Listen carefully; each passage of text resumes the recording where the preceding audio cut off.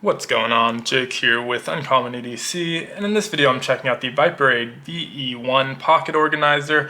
This is available in 6 different configurations over on Amazon. This is obviously the black camo version, but there's also a black, green, gray, tan, or another material XPac also in black available. The prices vary, but not very wildly, $2 or $3 or so from top to bottom.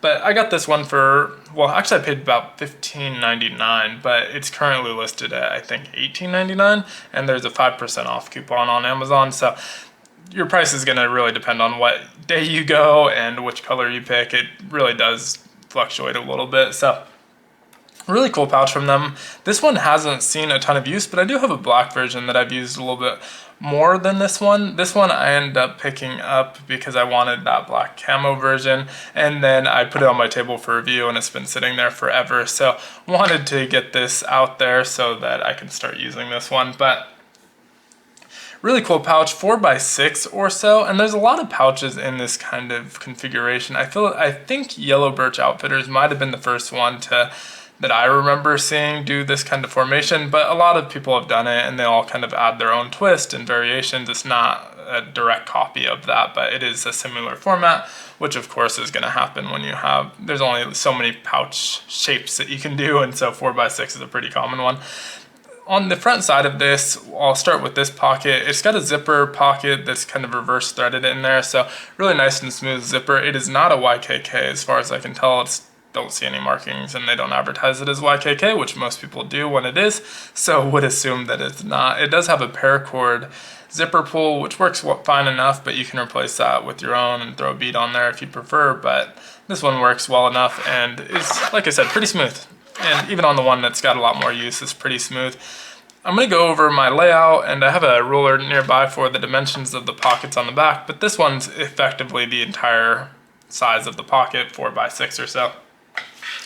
The pouch itself is about a 1/2 inch thick unloaded, but once you load it up, it does get a little bit thicker. As you can see, mine's closer to probably 1 inch than a 1/2 inch, but really, depending on what you put in there, yours might be a little bit thinner. There's also these paracord kind of sew-in sections that you can use to attach a lanyard or strap, so if you want to wear it around your neck or as a mini sling bag, you can do that. I don't use it that way, and I don't intend to, so if they got rid of these, I wouldn't miss them, but some people may use those. Has a nice leather tag on here. There's a regular tag on the back side, which you can kind of see sticking out here, which feels a little bit redundant, and definitely prefer this leather version over the other one, but I mean, nothing you can do about that. You can cut this off, but I don't like when it's like kind of frayed looking, so I just kind of leave it there and ignore it. But let's go ahead and dive into what I have in here, and then I'll do the same thing on the back before measuring out each of the pockets. This actually isn't really my typical loadout. I really went with the theme on this one with kind of a black and purple loadout, but typically what I have in here most often is just an extra cord for charging my phone and a USB thumb drive, and that's it. So I don't put a ton in here, but there is a decent amount of space. Right now I have a Victorinox Swiss card Light and a Batterix SOS card. This is a single-use rechargeable battery that I got in a Going Gear subscription. At some point I'm sure I'll use it and throw it away. It is a single use. I'd definitely prefer a multi-use one, but I have it, so might as well keep it. And then the only other item I have in here, you may have seen in my recent CCKS haul video, just kind of matched the theme, but this is the Royal Kraken High-Tex chip. Really, really cool looking, and like I said, it matches this theme of what I did on the back of this pouch, which you'll see in just a moment, and so threw that one in there as well. That's everything on the front side. I'm going to go ahead and flip it around to the back, where you'll see a majority of the organization is on this pouch, and so really like kind of the format back here, minus kind of one major flaw I'll point out in the end. But I'll start in the back. I have a Right in the Rain all-weather notebook. This is a Going Gear one, but it fits a typical 3.5 by 5.5 notebook, so if you have field notes or log and jotter, those will both fit in here, which is one thing I really do like about this pouch. I almost prefer a smaller pouch. This is pocketable, it fits in that back pocket for me, but I'd prefer something maybe 3 by 5, but then you can't fit that notebook there. So you can fit smaller ones, obviously, but if you're trying to get a field notes or log and jotter, you're not going to be able to fit that in the smaller ones. So that is one of the really nice things about this size configuration, although I'd usually prefer a smaller one. Right in front of that you have 3 more pockets of varying widths and heights. So on the left side I have the Boker Tango Pry Bar. This is a anodized titanium pry bar that I don't get a ton of use out of, honestly. It's kind of just sat in pouches for the most part.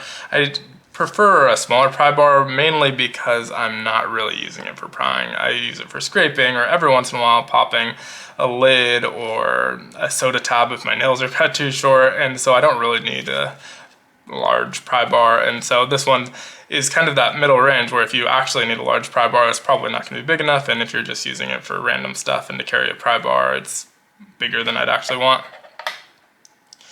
But it did fit the theme. And so next to that I have the Olight i5R EOS, and this is in the periwinkle. Really cool one. This is a limited edition colorway. Works well and obviously matched the theme as well. It did sit in this middle pocket, which is the largest of the 3, but probably still too small to fit most multi-tools. You can put like a larger Swiss Army knife in there, but not most of my Leathermans or even the Victorinox multi-tools don't fit in that pocket. Right next to that, I have a pen from Wee Knives, and this one's a pretty cool one. It's a bolt action, and I think I got it for something like 15 bucks. It was on clearance, and I bought the whistle that went with it, even though I don't really have a huge use of the whistle, just because it matched and they were both pretty cheap. And so the pen's really good. Actually, the bolt action on it's smooth, it writes well, has a glass breaker on the end, and I think looks really good. It's square also, so it's not going to roll away on you, which is a really nice feature. And then right next in front of that I had the whistle, which I've maybe blown into test, but haven't ever had any real use for. But it did kind of match the pen, and I figured why not? They're both on sale.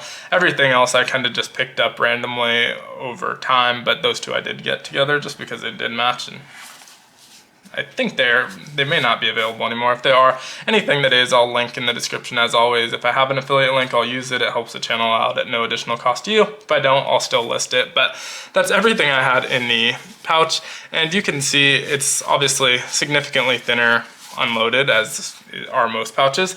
And the pockets are, the main pocket in the back is just under 5 inches, probably about 4 7/8 inch deep. And it goes the full width, and obviously you can have stuff sticking out a little bit above there if you'd like. These pockets get a little bit weird to measure because they are sloped or slanted, so it's going to be a little bit taller on the left than it is on the right. I'm going to measure kind of in the middle for each of them just so it's kind of consistent. But first we'll talk about the width. It's not divided in thirds. The middle pocket is the largest, the right one is the smallest. And so you have about 1.25 inches there. Next up is about 1 7/8 inches or so, and then about 1 inch on the last one. As far as depth goes, you can obviously put shorter items in there, but especially on these end ones, it can make them a little bit hard to get out. So if you have something like a chapstick or something inside of this pocket, there's nothing sticking out for you to grab. You have to kind of force it out, which would be maybe a little bit easier on the XPac. Still, I think would be kind of an issue, but you have to kind of push it from the bottom to get it out enough where you can get a grip and then pull it, which is just a pain. So you're going to want to put stuff that's a little bit taller than the pocket themselves, or at least has a pocket clip to keep it suspended there. But this left one is just over 4 inches, like 4 1/8, maybe a 1/16 even of an inch. In the middle, we're right around 3 3/4 inches right in the middle, obviously closer to 4 on the left side and closer to 3.5 on the right side. And then this last pocket's not really wide enough to measure in the middle, but you can kind of see it goes to right about that 3.5 inch mark. Now, a couple weird things about the straps on the bottom. The one that I really dislike about them is that it's more of a nylon strap, similar to a seat belt or what you always see on Molly webbing, rather than elastic. So elastic would work a lot better here. In fact, let me put this in. So I had the whistle here. Without that pen, you can just kind of shake it out and it will fall out. It hit my hand there, so it kept it from actually falling all the way out, but had my hand not been in the way, it would have fallen out. And so you need the item behind it to hold it in place.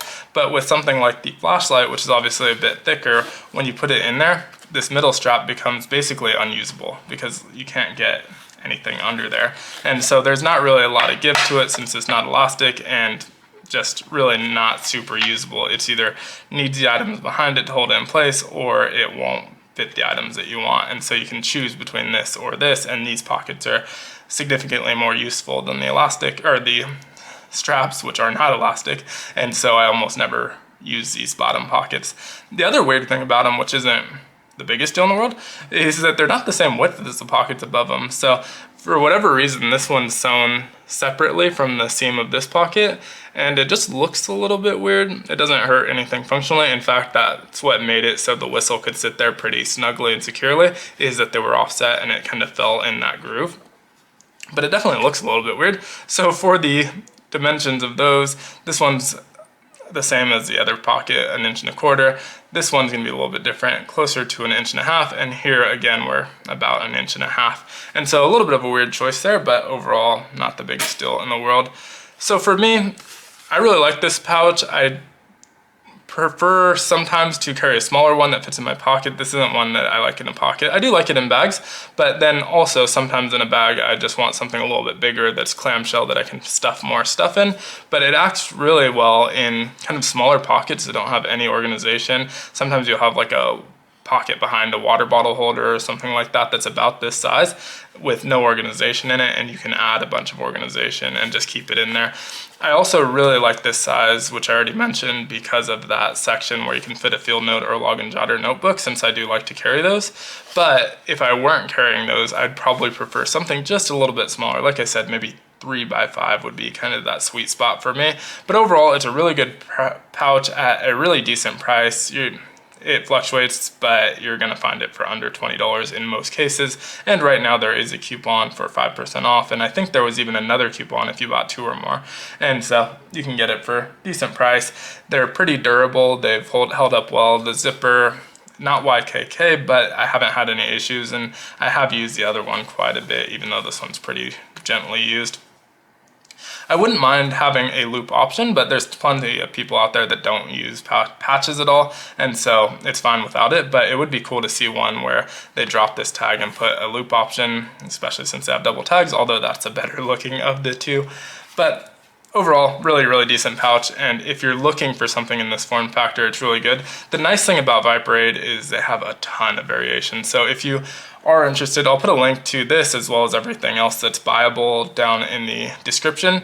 And if you follow that link and then click on the Viperade store, there's going to be a ton of different pouches. They have a lot that are similar to this configuration and just different sizes. And so I'm definitely looking at checking those out. I believe like the VE10 or VE13 look like kind of a smaller variation of this that might work really well if this is too big for you.